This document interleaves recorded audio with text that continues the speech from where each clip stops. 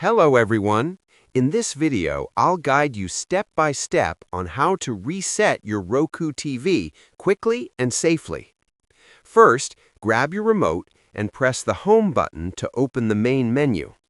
Now go to Settings, then scroll down and select System. Inside the System menu, choose Advanced System Settings, and then click on Factory Reset. You'll see a code displayed on your screen, so enter that code using your remote to confirm the reset. Once you confirm, your Roku TV will begin the reset process and restart automatically. This will remove all accounts, apps, and settings, returning the TV to its original state. If your TV is frozen and you can't access settings, look for the physical reset button on the back or bottom of the TV. Press and hold it for about 10 to 15 seconds until the device restarts. After the reset, you'll need to set up your Roku TV again from scratch. Subscribe the channel for more videos.